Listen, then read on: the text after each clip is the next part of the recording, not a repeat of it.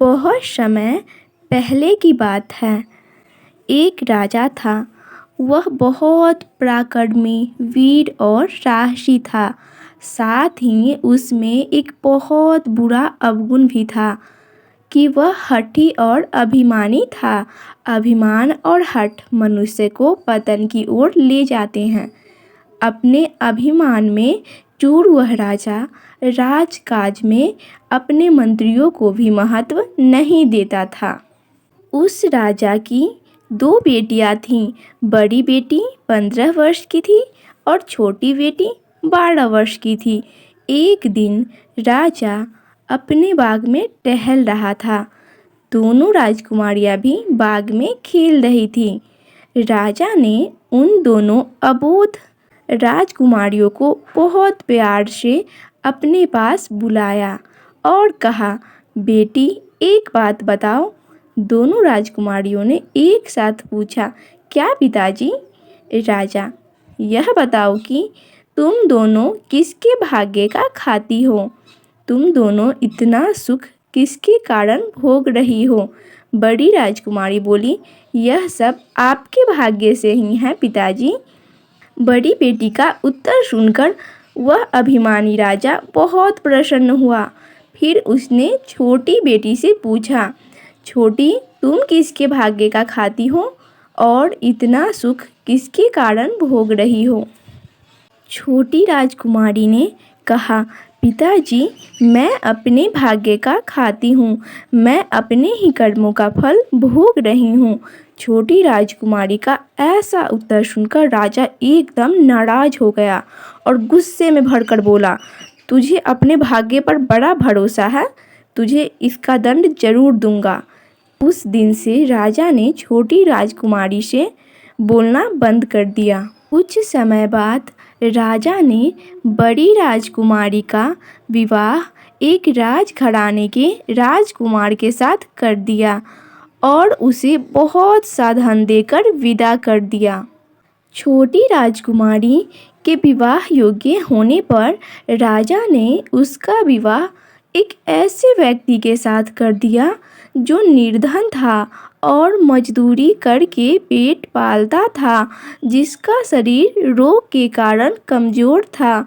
उसने राजकुमारी को केवल तन ढकने मात्र के वस्त्र देकर ही विदा कर दिया और यह भी कह दिया कि तुम दोनों मेरे राज्य से बाहर चले जाओ। राजकुमारी अपने रोगी पति को साथ लेकर अपने पिता के राज्य से बाहर चली गई और भीख मांगकर जीवन व्यतीत करने लगी। एक दिन वह एक बड़े नगर के पास पहुंची। उसने अपने पति को नगर के बाहर एक वृक्ष की छाया में बैठाकर कहा, आप यहीं बैठे, मैं नगर में जाकर कुछ भोजन लेकर आती हूँ। यह कहकर वह राजकुमारी उस नगर में एक सेठ के द्वार पर पहुंची। उसने वहां भोजन मांगा तो सेठ भोजन देने स्वयं दरवाजे पर आया। पहले तो वह राजकुमारी को देखते ही चकित रह गया, क्योंकि राजकुमारी का चेहरा ही उसके बड़े घर की कन्या होने का संकेत कर रहा था। दूसरे, जब उसने भोजन के लिए हाथ फैलाए तो सेठ ने उसके हाथ की रेखा देख ली। वह उसे भोजन देना भूलकर उसे देखता ही रह गया। सेठ ने उसे उच्च कुल की कन्या जानकर उससे पूछ ही लिया कि तुम कौन हो और भीख क्यों मांग रही हो। राजकुमारी ने सब कुछ सच सच बता दिया। उस सेठ के कोई संतान नहीं थी, अतः उसने राजकुमारी को अपनी धर्मपुत्री मानकर उसे अपने घर में रख लिया। सेठ ने अपने दामाद का योग्य चिकित्सकों से इलाज कराया, जिससे वह कुछ ही दिनों में स्वस्थ और कांतिमान हो गया। उसका व्यक्तित्व भी निखर गया। कुछ दिनों बाद उस सेठ ने अपना सब कुछ अपनी धर्मपुत्री व दामाद को सौंप दिया और स्वयं सांसारिक बंधनों से मुक्त हो गया। राजकुमारी का जीवन अब सुखमय हो गया। उसका पति जो कभी रोगी था, कहीं का राजकुमार ही था। अपने रोग को असाध्य जानकर वह अपने पिता को बिना बताए ही राजमहल छोड़कर चला आया था। पूर्ण स्वस्थ होने पर उसने भी अपने पिता को अपने जीवित होने का धनाढ्य होने की सूचना दे दी। राजकुमारी ने सेठ से पाए अपार धन से दान क्षेत्र खुलवा दिए। अनेक गरीब असहाय व्यक्ति बिना कुछ दिए ही उसके यहाँ से भोजन, वस्त्र व अन्य आवश्यक सामान पाने लगे। इससे राजकुमारी का नाम दूर दूर तक फैल गया। उधर उस राजकुमारी के पिता के शत्रु अधिक बलशाली हो गए। उसका राज्य जाता रहा, रानी मर गई, सेना धन बल कुछ भी न रहा। उसे भीख मांगकर जीवन चलाने के लिए मजबूर होना पड़ा। एक दिन वह भिखारी राजा अपनी पुत्री के द्वार चलाए जाने वाले अन्न क्षेत्र में पहुंच गया। वहां उसे भरपेट भोजन और वस्त्र आदि मिले तो उसे आराम मिला। एक दिन वह राजकुमारी अन्न क्षेत्र में आई तो उसने अपने पिता को पहचान लिया।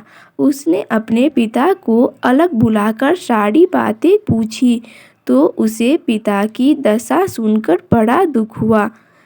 अपनी पुत्री को सामने पाकर राजा की आंखों से आंसू बहने लगे। रोते हुए राजा ने अपनी बेटी से कहा, बेटी, अभिमानवश जो व्यक्ति दुख के बीज बोता है उसे उनकी फसल काटनी पड़ती है। मनुष्य को अपने परिश्रम से ही धन कमाना और खाना चाहिए। फिर भी यह अवश्य मानकर चलो कि भाग्य भी कुछ है। साथ ही यह भी सही है कि परिश्रम और ईमानदारी से भाग्य को भी बदला जा सकता है। फिर राजकुमारी ने अपने पिता को अपने साथ ही रख लिया और सभी खुशी खुशी रहने लगे।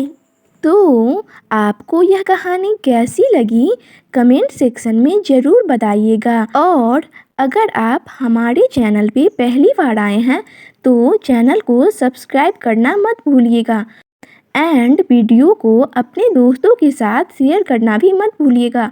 और अभी तक आपने वीडियो को लाइक नहीं किया है तो लाइक भी कर दीजिए। तो मिलते हैं नेक्स्ट वीडियो में, तब तक के लिए thanks for watching this video.